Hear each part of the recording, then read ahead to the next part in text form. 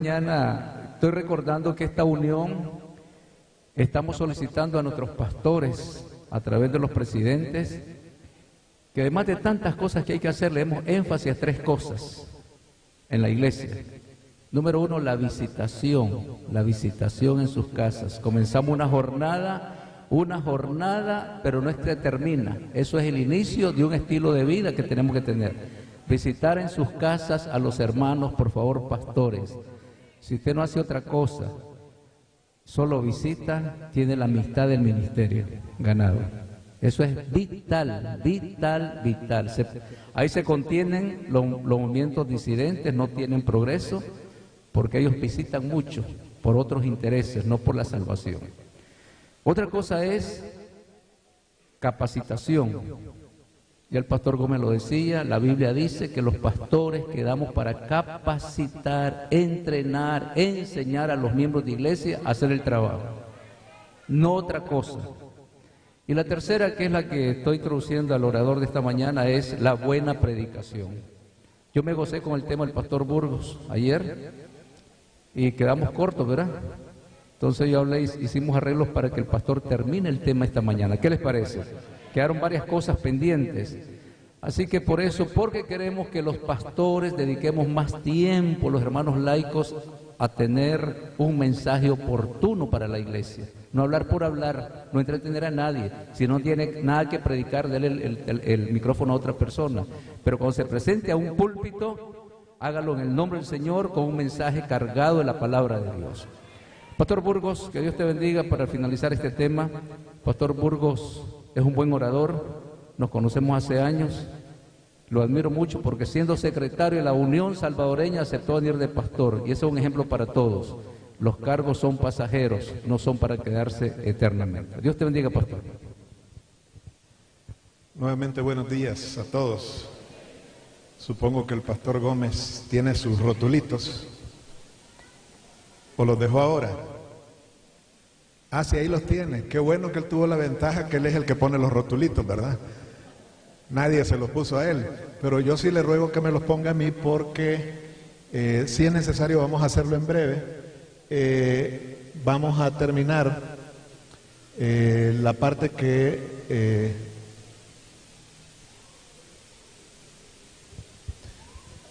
que no terminamos el día de ayer. Comencemos por decirles que todavía tengo 2 libros que regalar ahí. Pensé que me iba a ir sin regalarlos. Y voy a regalarlos a quien responda 2 preguntas. Las preguntas más importantes de hoy son 2. ¿Cuáles son los 6 elementos que hicieron que el ministerio de predicación de Jesús fuera tan poderoso como fue? Esa es la primera pregunta. Más bien va a ser la última, pero la segunda es que uno de los elementos es la preparación del terreno. Entonces la pregunta va a ser la siguiente: ¿de qué manera preparaba el terreno Jesús? ¿Y qué implicaría para nosotros aplicar esa forma? ¿Entendieron eso que acabo de decir? ¿De qué manera preparaba el terreno Jesús? ¿Y qué implicaría para nosotros aplicar esa forma? Esa es la primera pregunta. La segunda, ¿cuáles son los 6 elementos que hicieron que la predicación de Jesús, la predicación evangelística de Jesús, fuera tan poderosa? Comencemos recordando, la predicación de Jesús era mayormente congregacional o mayormente evangelística. Pasaba más tiempo en la calle que en la sinagoga, aunque cuando estaba en la sinagoga era poderoso en la predicación, a tal punto que los oyentes se maravillaban. Jesús mayormente ejercía su predicación evangelística, pasaba más tiempo en la calle que en el templo. Y entonces vamos a concentrarnos en estos 6 elementos.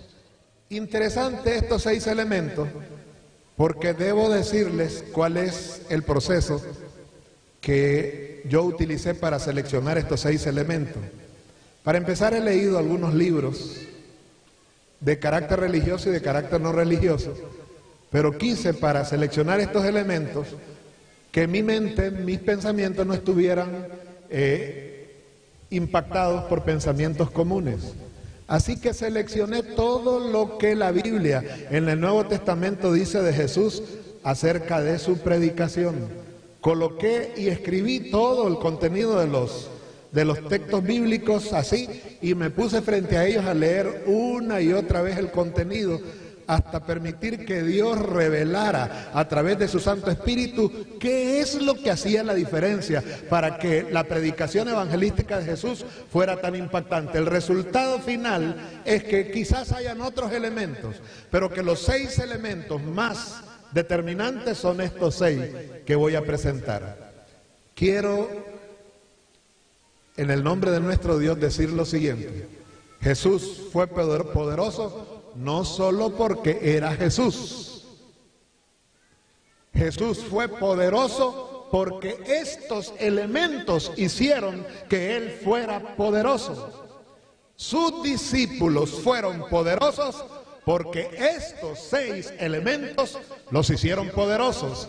Y nosotros podemos tener una predicación evangelística poderosa si hacemos uso de estos 6 elementos. ¿Cuáles son los 6 elementos? Visión, actitud, preparación de terreno, mensaje, llamado y testimonio.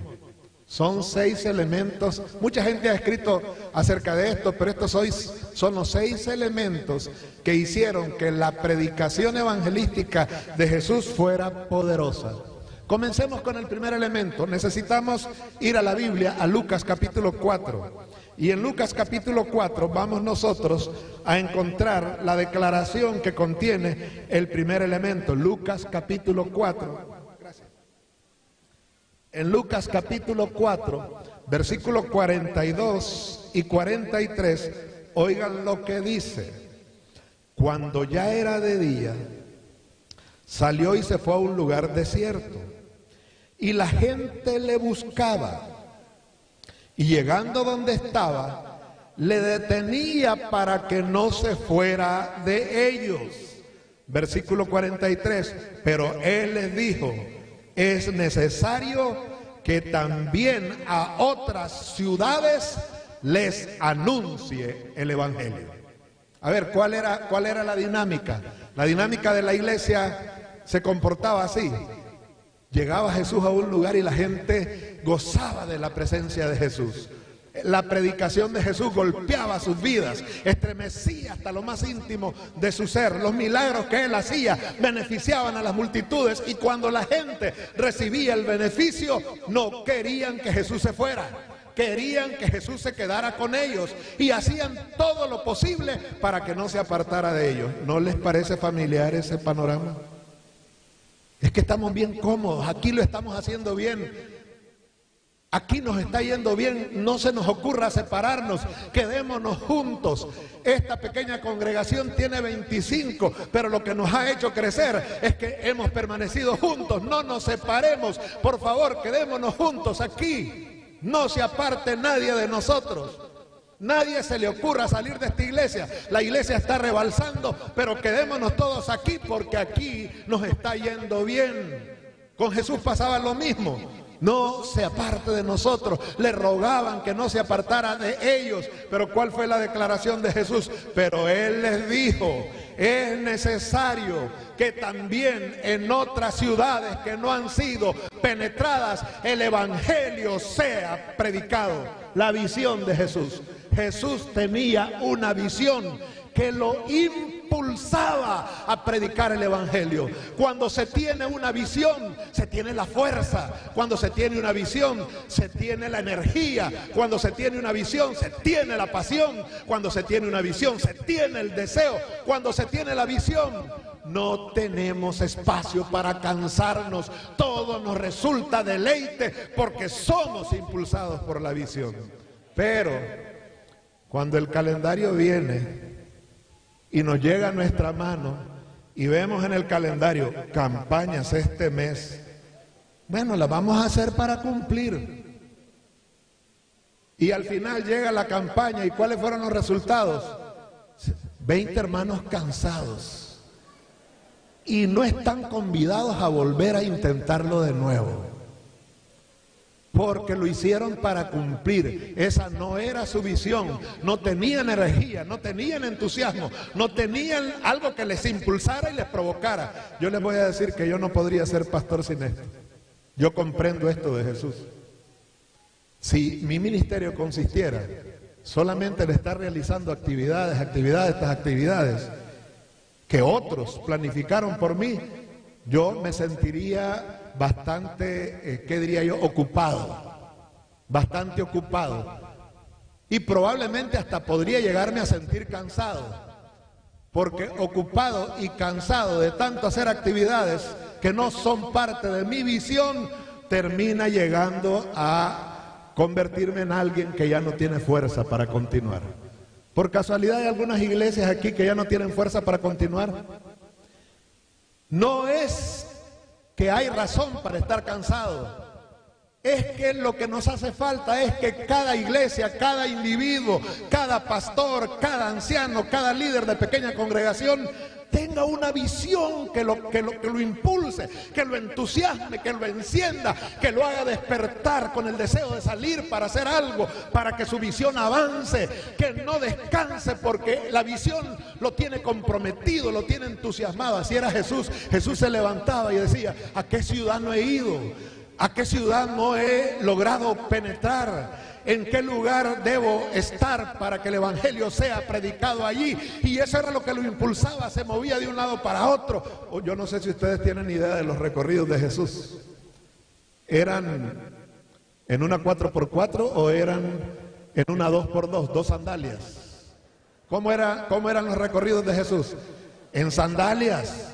Ustedes pueden imaginarse el polvo que hace en ese clima, caminando con sandalias. ¿Tienen idea? ¿Saben que la franja de movimiento que Jesús tenía para ir de una ciudad a otra era, bueno, básicamente entre Galilea, teniendo como punto de referencia Nazaret, y Judea, teniendo como punto de referencia Jerusalén?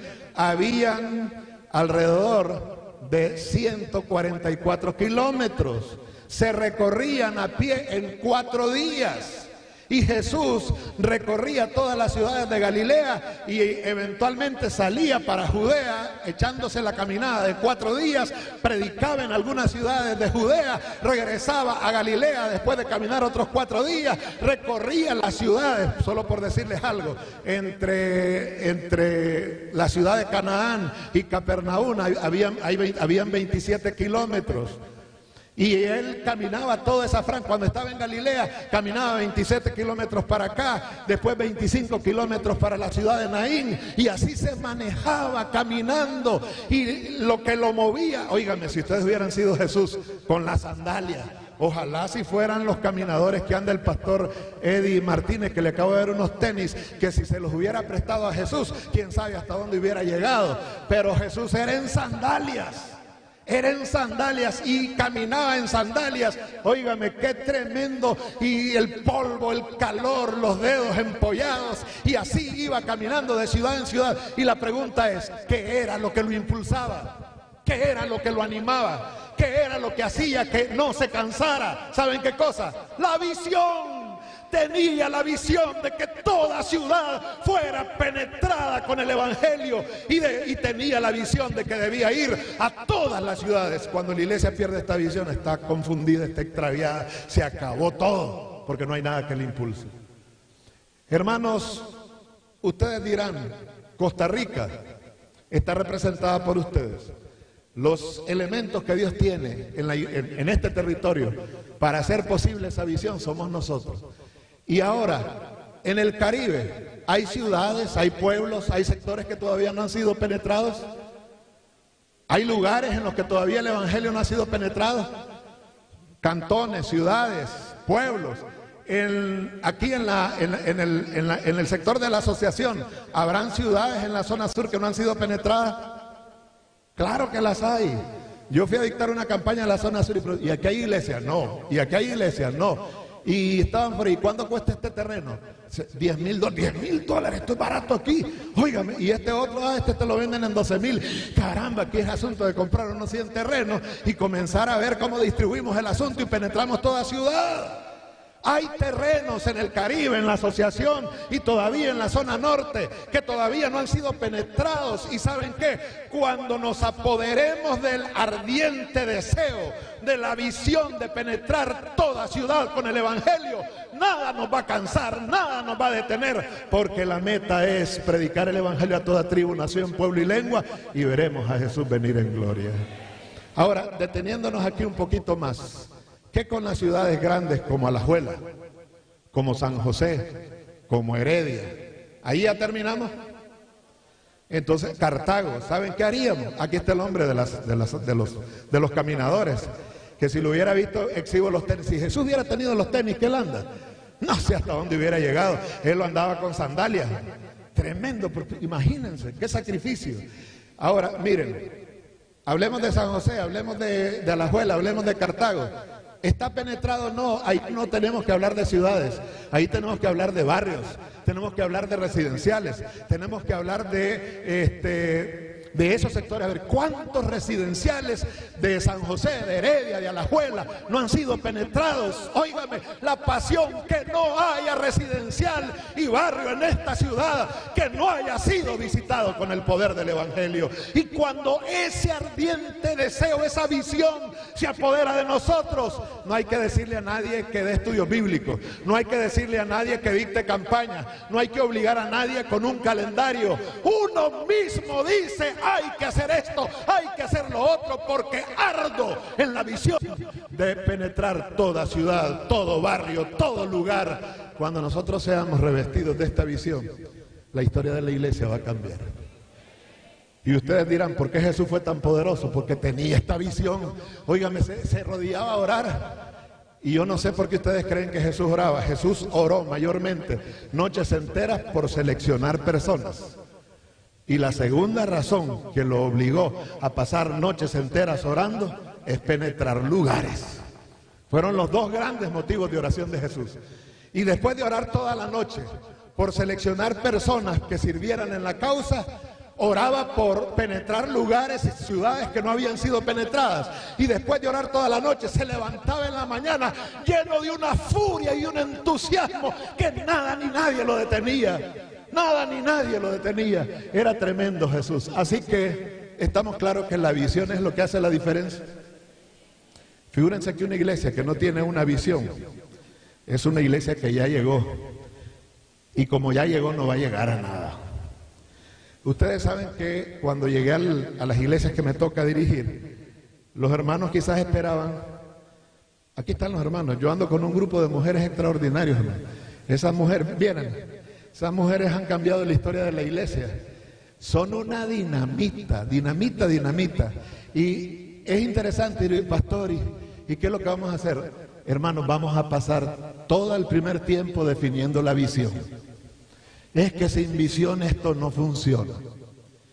Y cuando llegue el calendario de la asociación y de la unión, ¿qué vamos a hacer? Entonces ustedes van a responder una pregunta: ¿en qué ayuda esta actividad a la visión? Y si usted encuentra cómo ayuda a la visión, la metemos. Si usted no encuentra cómo, la vamos a meter.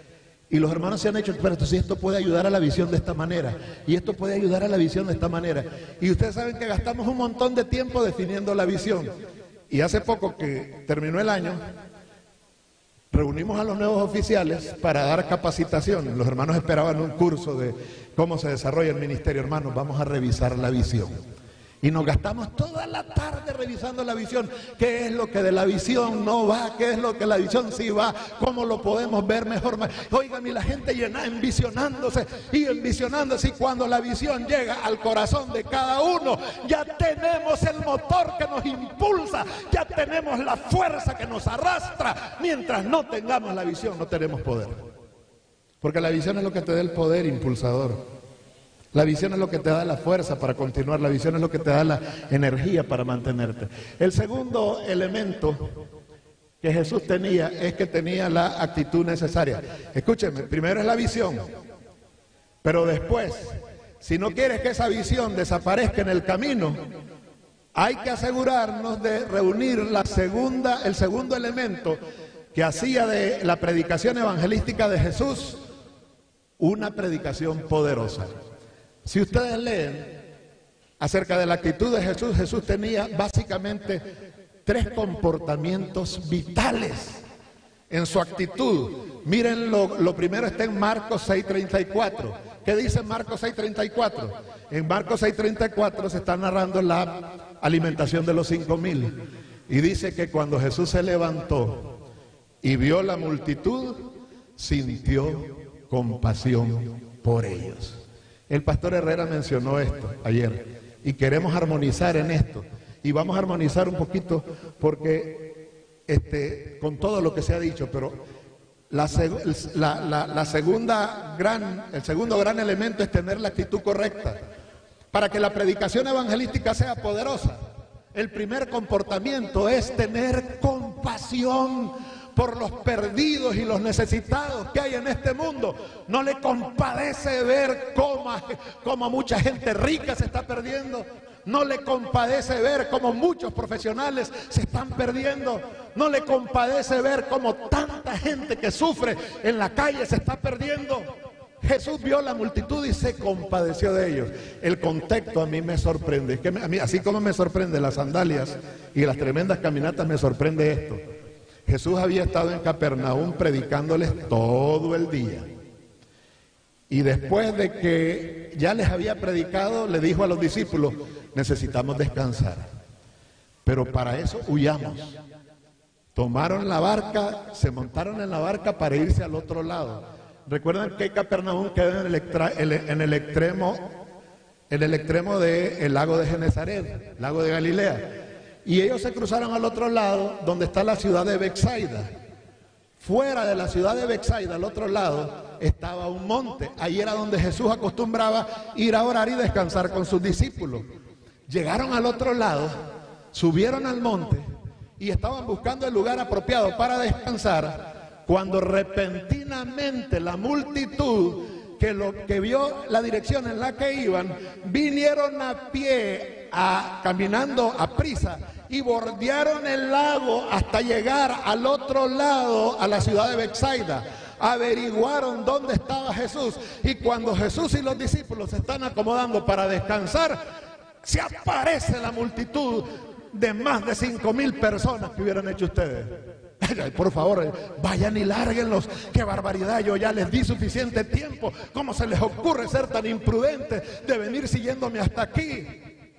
En vez de renegar, en vez de manifestar indisposición, la actitud de Jesús fue que vio la multitud y sintió compasión de ellos. Así que hay que tener la actitud correcta, y el primer comportamiento de la actitud correcta es compasión por los perdidos, compasión por los necesitados. La segunda actitud está en Juan 4:34. ¿Qué fue lo que recuerdan ustedes? Este incidente que registra Juan 4 es el de la mujer samaritana con Jesús. Vinieron los discípulos después de que Jesús había estado entrevistándose con la mujer y le dijeron: Señor, tienes que comer algo, porque no has comido nada, has caminado una gran cantidad de tiempo. Recuerden ustedes que, no sé si ustedes saben, que había un poquito más de 60 kilómetros entre Jerusalén y el territorio de Samaria. Así que Jesús se había caminado alrededor de 60 kilómetros y estaban con las sandalias calientes, los pies polvosos, estaba totalmente cansado, y los discípulos fueron a buscar qué comer, y cuando vinieron: Señor, tienes que comer algo. ¿Y qué fue lo que dijo él? Él dijo exactamente eso en Juan 4:34. Él dijo que su comida y su bebida, ¿cuál era su comida y su bebida? Ahora sí, hermana, mira, generalmente nos quedamos solo con la mitad. Mi comida y mi bebida son dos cosas: hacer la voluntad de mi Padre y acabar esta obra. Esa es la actitud correcta, la actitud apropiada. La predicación evangelística de Jesús fue poderosa porque Jesús tenía compasión por los perdidos, y además de eso ardía su corazón por acabar la obra era lo que lo despertaba, acabar la obra era lo que lo animaba, acabar la obra era lo que lo impulsaba, tenía la actitud correcta. ¿Cuál es la actitud nuestra? ¿Por qué predicamos?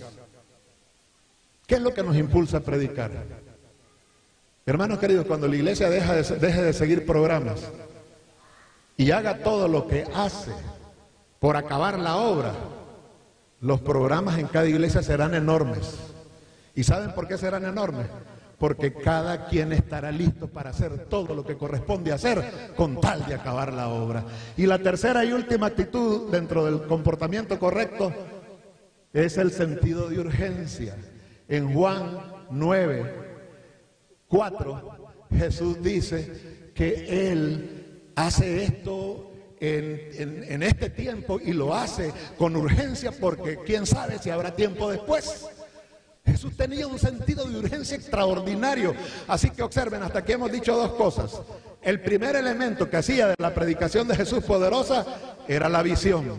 La visión de abarcar toda ciudad con el evangelio. El segundo elemento era la actitud correcta. Si los miembros de iglesia no tienen la actitud correcta que Jesús tenía, la visión se apaga, la visión se muere. Pero la visión en el corazón de Jesús y en la vida de la iglesia del primer siglo no se apagó. ¿Saben por qué? Porque Jesús tenía la actitud correcta y enseñó la actitud correcta a los discípulos. ¿Cuál era la actitud correcta? 3 comportamientos caracterizan la actitud correcta. Amor por los perdidos. ¿Cuál es la segunda? Un sentido de compromiso de acabar la obra, sea como sea. Y por último, un sentido de urgencia. Jesús era movido por estos 3 comportamientos. Sentía compasión por la gente. Y además de eso estaba comprometido en acabar la obra. Y después de eso tenía sentido de urgencia porque el tiempo se le acababa. Y cuando nosotros somos imbuidos de esta actitud, tenga la plena seguridad que su iglesia y usted será tan poderoso como Jesús fue de poderoso. Y ahora vamos al tercer elemento. Jesús no era temerario, nosotros somos temerarios. Mire, no conozco una iglesia más temeraria que la iglesia adventista. Los evangélicos son menos temerarios que nosotros. Les voy a explicar por qué. Ellos no presumen bautizar a la gente.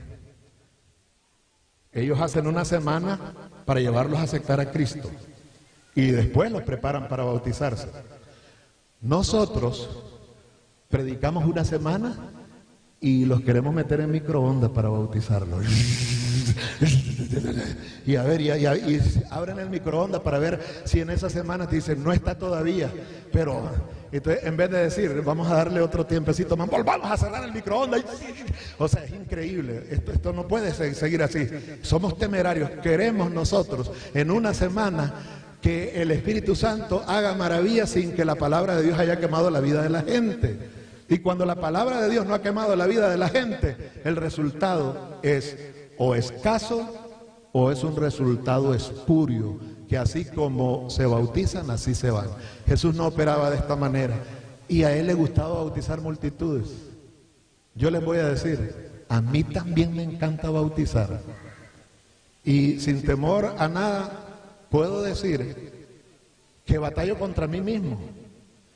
Y batallo contra mí mismo tratando de bautizar más gente cada vez. Cuando fui al Caribe, ¿cómo gozamos de ese tremendo número que bautizamos? Y no quería yo meterlos en el microondas, solo fui una semana allá. ¿Cómo hago para no meterlos en el microondas? El presidente llegó el primer día, el pastor, a la campaña, y cuando vimos el ambiente estaba un poquito frío, ¿verdad? Pero gracias a Dios esas iglesias tienen unos misioneros extraordinarios. Digo, hermanos, no podemos meternos en microondas, hay que darles toda la verdad. Salgamos a la calle, visitemos todos los días a esa gente y démosle toda la fe de Jesús. Hicimos la lista, era una lista de 11 familias y todos los días de sol a sol visitando esas 11 familias. Y al final de esas 11 familias se bautizaron 7 familias, pero no los metí al microondas, les di el conocimiento de la verdad con los hermanos que me acompañaron. Yo doy gracias a Dios porque las cosas resultaron así, pero hermanos, Jesús no era tan temerario como nosotros. ¿Ustedes creen que Jesús bautizaba multitudes al azar? A mí me parece que sí debemos nosotros leer este pasaje.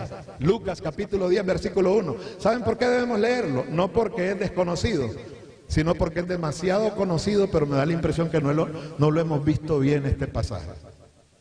Este pasaje enseña dos cosas importantes. Versículo 11, oigan lo que dice. Después de estas cosas, ¿qué hizo Jesús? Designó el Señor también, ¿a cuántos? A otros 70, a quienes envió. ¿Cómo los envió? De dos en dos. ¿Hacia dónde los envió?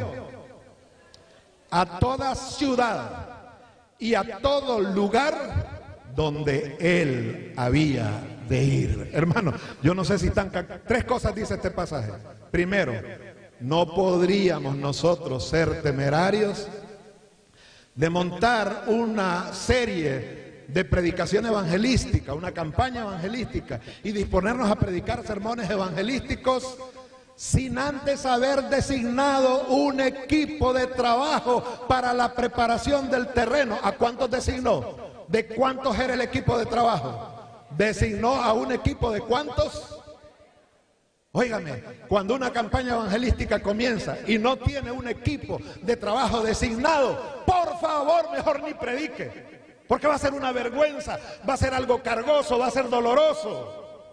Otro fracaso más que nos cansa. No, vamos a triunfar, vamos a predicar el evangelio, vamos a hacerlo con ganas, pero 3 meses antes, 4 meses antes, la campaña va a ser, la predicación evangelística va a ser en tal fecha. Vamos a designar el equipo de trabajo. El equipo de trabajo va a ser designado y ahora vamos a escoger el número de personas. Y Jesús escogió un número. ¿Cuál fue el número? 70. Así que lo primero es la designación de un equipo de trabajo para que prepare el terreno. Sin la designación de un equipo de trabajo para que prepare el terreno, la campaña no tiene futuro. ¿Y qué implica la designación? Implica tener los nombres, implica tener los días y horas en que esa gente va a dar estudio bíblico.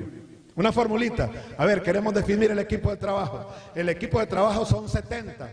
Ok, estos 70, ¿en qué días pueden ir? ¿A qué hora pueden trabajar? Para poderlos organizar de tal manera que en el tiempo y los días que ellos disponen se haga el trabajo de manera tal que ya está designado el equipo misionero. La segunda cosa que dice este pasaje, aparte de hablar de la designación del equipo de trabajo, es la forma como se organiza un equipo de trabajo. ¿Cómo se organiza? De 2 en 2. Y aquí tenemos un conflicto. ¿Qué es lo importante? ¿La pequeña congregación o las parejas misioneras? ¿Qué es lo importante? No, a ver, no estoy diciendo que las dos cosas no son importantes. Quiero aclarar que las dos cosas son importantes. Voy a cambiar mi pregunta. ¿Cuál es más importante? ¿La pequeña congregación o la pareja misionera? ¿Por qué la pareja misionera? Les voy a decir lo que dicen los expertos en eficiencia. Los expertos en eficiencia dicen que para que haya éxito en toda labor que emprendemos, debe haber descentralización. ¿Qué creen ustedes que son las pequeñas congregaciones? Un método de descentralización. Descentralizamos del pastor a los ancianos y de los ancianos a los líderes. Es un método de descentralización. Pero ¿saben qué dicen los expertos en eficiencia? Que la verdadera descentralización no ha ocurrido si no se ha dado en los niveles más bajos. ¿Cuál es el nivel más bajo de descentralización? Las parejas misioneras. Así que, hermanos, si le hemos metido ganas a los grupos pequeños, mi consejo es metámosles ganas a las parejas misioneras. ¿Saben por qué? Porque la descentralización no ha ocurrido si no ha ocurrido en los niveles más bajos. Así que miren lo que hacía Jesús. Designaba el equipo misionero. Después de designar el equipo misionero, segundo paso, lo vamos a organizar en parejas misioneras. Y después de que estaba organizado en parejas misioneras, ¿qué hacía? Los enviaba a toda ciudad y lugar donde él había de ir. ¿Qué significa esto? Que Jesús nunca iba a ninguna ciudad y a ningún lugar sin que una o más parejas misioneras se hayan ido antes para preparar el ambiente. Cuando él se aparecía y la multitud se reunía, ¿ustedes creen que se reunían al azar? No, ya habían las parejas misioneras, habían llegado a hacer el alboroto, la gran bulla, a comenzar a hablar, a crear el ambiente, hablando de la predicación del evangelio. Y ya cuando Jesús llegaba, la gente sabía dónde iba a estar, qué día iba a llegar, a qué hora iba a estar, de qué iba a hablar. Ya el ambiente estaba preparado. Ahora, voy a resolver un conflicto que ha quedado de las dos exposiciones. El pastor Herrera dijo una cosa y el pastor Gómez dijo otra, y no se contradicen, pero no queremos que lleven una aparente contradicción en su mente. El pastor habló de dones y que cada quien puede usar su don para predicar el evangelio. Si es músico, no es él, ¿verdad? Si es músico, no es él, porque ya saben que él fue catalogado de una manera interesante por el director del coro. De gracias a Dios que habla. Entonces, si es músico, no es él, es otro. Entonces, ese otro que predique el evangelio cantando, tocando la guitarra. Si otro tiene el don del servicio, pues no es el encargado de dar estudios bíblicos, es el encargado de ir y servir a la gente. Entonces, lo que él dijo es que hay que usar los dones para predicar el evangelio. Y puede quedarnos la sensación de que la misión directa no es para todos. Pero el pastor Herrera dijo que la misión es para todos. Que la misión de predicar el evangelio es para todos. ¿Cómo conciliamos esto? Hermanos, hay dos actividades importantes que le toca a cada creyente. Primero, desarrollar un ministerio. Y desarrollar ese ministerio requiere del uso de los dones. Pero hay un ministerio, hay una actividad universal que le corresponde a todos absolutamente, sin importar sus dones, y es la predicación del evangelio en forma directa. Según lo que aprendimos con el pastor Herrera y que aprendimos en todo el Nuevo Testamento, que eso es lo que se requiere para predicar el evangelio. ¿Recuerdan el endemoniado? Me gustó mucho la ilustración y la forma como lo planteó el pastor Herrera. El endemoniado se convierte, dice, ¿cuántos cursos de capacitación ocupará este endemoniado para mandarlo a predicar? Si ustedes hubieran sido los que están planeando enviar al endemoniado, dicen, no, hay que mandarle a la unión, allá le dan un seminario, después lo mandamos a la misión, allá le dan otro seminario, y aquí en la iglesia está endemoniado, hay que pulirlo un año para luego lanzarlo. No, y que use sus dones, hermano, ¿cómo es eso? Esto nunca se terminaría bajo esos términos. ¿Qué fue lo que enseñó el pastor Herrera? El pastor Herrera dijo que no hay ser humano, sin importar los dones que posea, que no pueda predicar el evangelio, porque predicar el evangelio solo requiere, en primer lugar, la visión, en segundo lugar, ir, y en tercer lugar, contar cuántas cosas ha hecho el Señor por mí. Y si usted es músico y no hace ninguna otra cosa, yo le garantizo que usted puede orar y yo le garantizo que usted puede contar lo que el Señor ha hecho por usted. Y entonces démosle un enfoque correcto a las pequeñas congregaciones, vengamos y digamos, ahí está la pequeña congregación, convirtamos la casa donde está la pequeña congregación en una casa de oración. Y que los vecinos vengan para que se ore por las necesidades de ellos. Cuando los vecinos vienen, se levanta un acta de oración y ahí se dice, ¿por qué quiere usted que ore, tata? Por esta y esta necesidad. Y usted por esta y esta necesidad. Vamos a orar. Y después de que usted ora, queda con el registro. Y cuando queda con el registro, este está pasando hambre, le vamos a llevar un paquetito. Este está teniendo una enfermedad, vamos a ayudar. Este está solo en la casa, vamos a irle a barrer la casa. Y está muy anciano, vamos a ayudarle a lavar. Y en base al acta de oración y los motivos de oración que quedaron escritos, comenzamos a trabajar con el método de Cristo, orando por la gente, atendiendo sus necesidades, contándole las grandes cosas que el Señor ha hecho por nosotros. Y eso lo puede hacer todo creyente. Por eso es que la predicación del evangelio es una acción universal, porque esta misión es realmente de todos. Por supuesto que después de todos involucrados en la predicación del evangelio, hay ministerios en la iglesia que se deben distribuir en función de los dones. El que canta, que dirija música. Y cada quien debe ser colocado para desempeñar un distinto ministerio en los ministerios que la iglesia desarrolla. Pero en lo que tiene que ver con predicación del evangelio, Jesús enviaba a toda ciudad y lugar donde él había de ir, enviaba a las personas de dos en dos. ¿Y qué iban a hacer ellos? Orar por las necesidades de la gente, atender las necesidades de la gente y contarle cuán grandes cosas ha hecho Dios por ellos. ¿Y qué haría la pequeña congregación? ¿Solo eso? No, no. De repente uno de esos que está llegando allí a la casa de oración, a que se ore por él y está entusiasmado, y dice, ¿y cómo hago yo para conocer un poco más de Dios? Ah, no, ahora sí, vamos a buscar a alguien que tenga el don de la enseñanza y a ese sí se lo damos para que lo entrene. Pero toda la iglesia involucrada, orando por la gente, atendiendo las necesidades de la gente, contando a la gente cuán grandes cosas Dios ha hecho. Y cuando la gente está impactada y quiere recibir estudios bíblicos, allá tenemos gente que se encarga de recibir estudios, de dar los estudios bíblicos. Yo les hablé de estas mujeres que están aquí. ¿Saben por qué están aquí? Se terminó un minuto. Híjole, no había visto. ¿Saben por qué están aquí? Porque esas mujeres son tremendas. Vinculamos la gente en las casas de oración. De las casas de oración las vinculamos a las reuniones de miércoles en la central y de martes en Desamparado. Y una vez que están vinculados y quieren recibir estudios bíblicos, ellas son expertas, tienen distintos canales. Tienen una clase para los que están decididos a bautizarse, tienen una clase para los que no están decididos pero están asistiendo, y tienen parejas listas para dar estudios bíblicos. Cuando la gente manifiesta interés, de una vez se asigna y comienzan el trabajo misionero. Por eso es que siempre estamos bautizando personas, porque las personas viven en este ciclo. Y ahora, hermanos, como el tiempo se terminó, permítame, el cuarto es que Jesús tenía un mensaje evangélico poderoso. ¿De qué hablaba Jesús? ¿De qué hablaba Jesús? Según Juan 8:40, hablaba la verdad que había oído del Padre.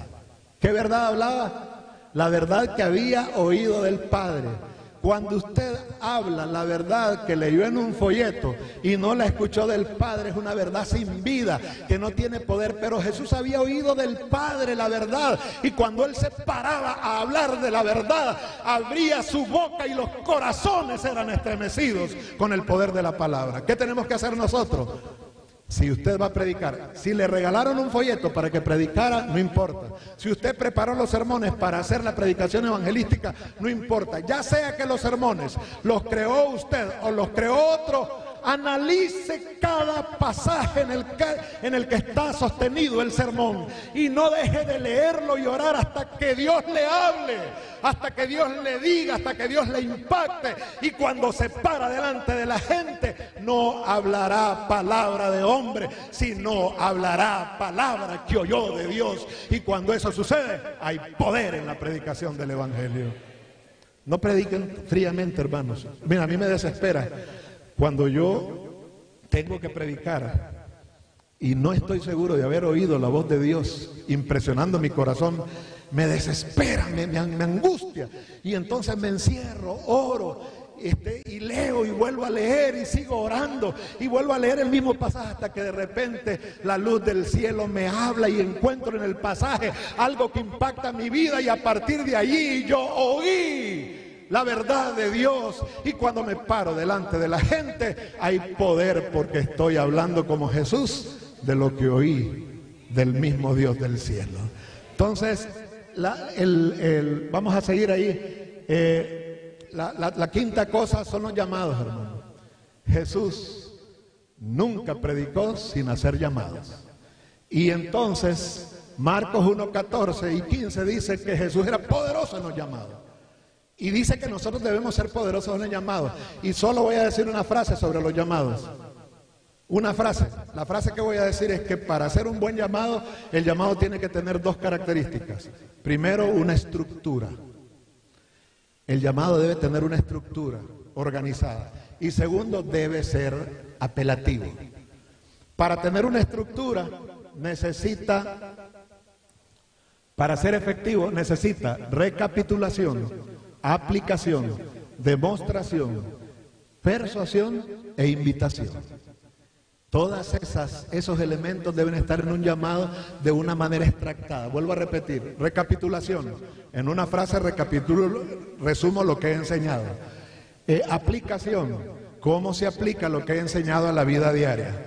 Demostración, esto que les acabo de decir, lo he vivido en mi vida y lo he visto en la vida de otros. Les voy a que cuente un testimonio suyo o de otro, cómo esta verdad se ha aplicado. Persuasión, apele a los deseos más naturales de todo ser humano. Y por último, haga la invitación a tomar una decisión, porque sin llamado no hay predicación evangelística. Y entonces, hermanos, yo termino diciéndoles que Jesús poseía una predicación poderosa porque tenía un testimonio que lo respaldaba.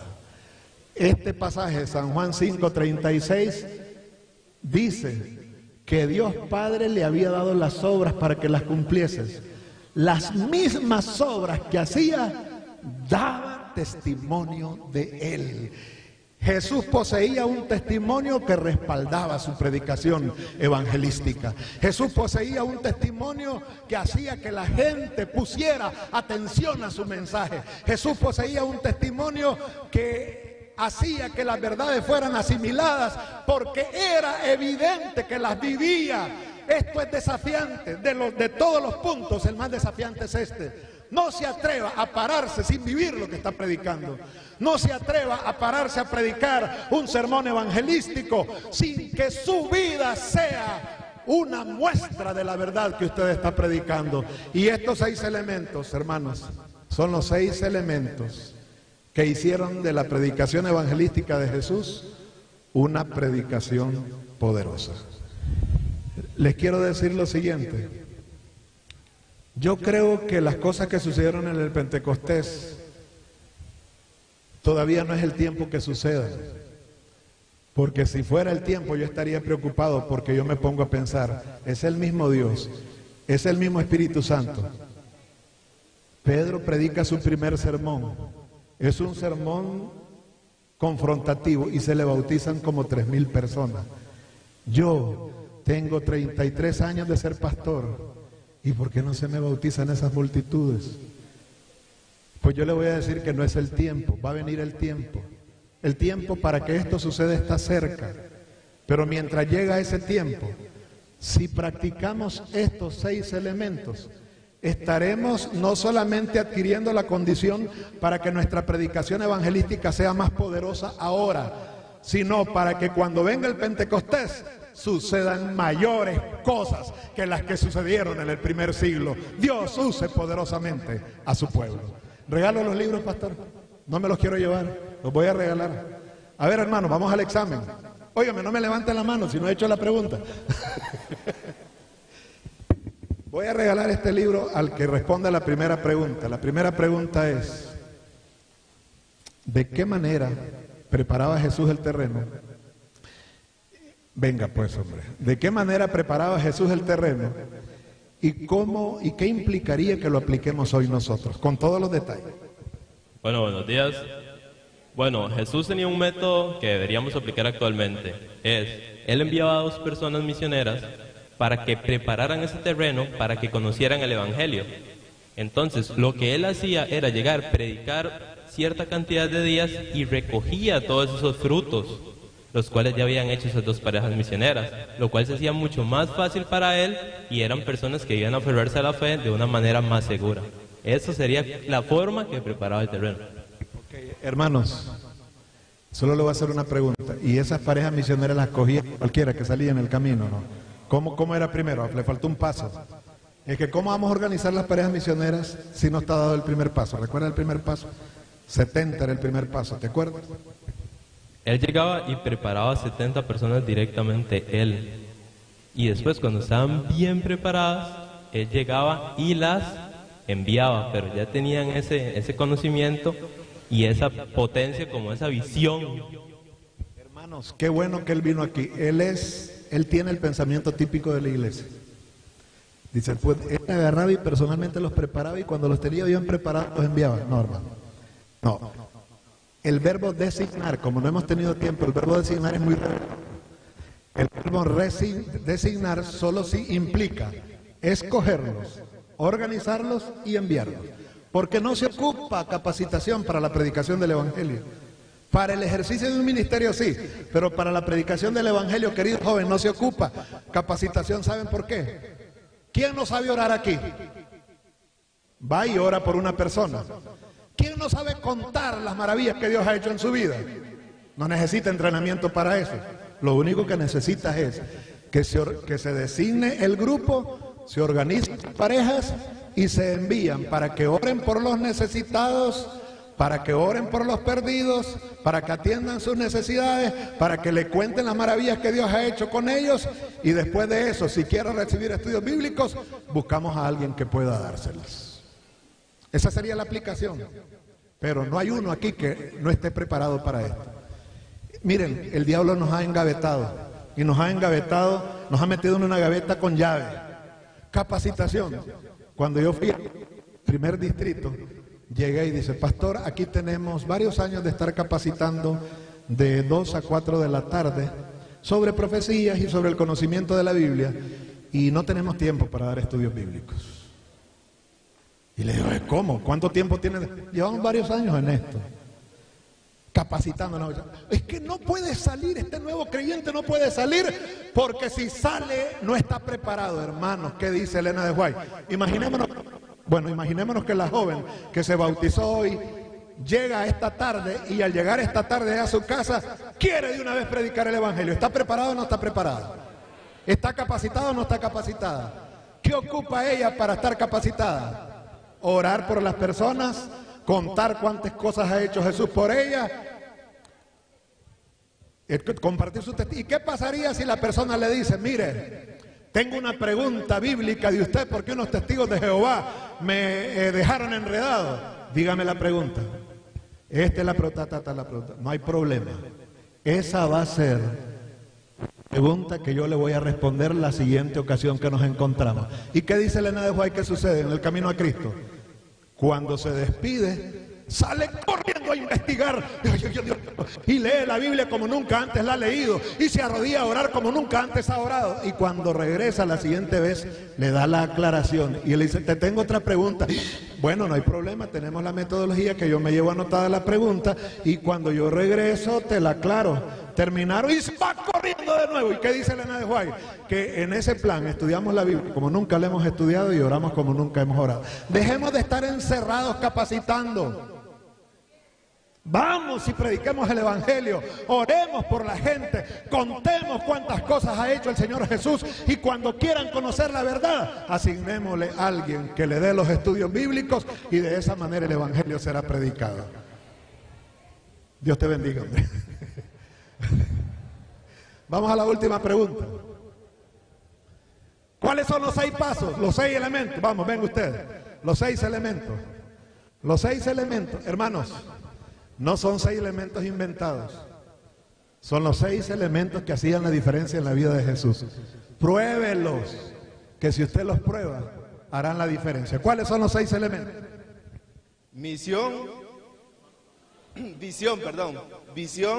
actitud, preparación del terreno, mensaje, llamado, y el último, el mensaje, el testimonio, perdón. Él cree que se lo voy a dar tan fácil. Les tengo otra pregunta más. ¿Cuáles son las 3 actitudes que Jesús tenía y que si nosotros las tuviéramos tendríamos un mensaje impactante? Recuerdan, el primero es, el primer elemento es visión, el segundo es actitud, pero la actitud está compuesta por 3 comportamientos. ¿Cuáles son? Compasión por las almas, compromiso y urgencia. Vamos a dártelo. Muchas gracias, hermano.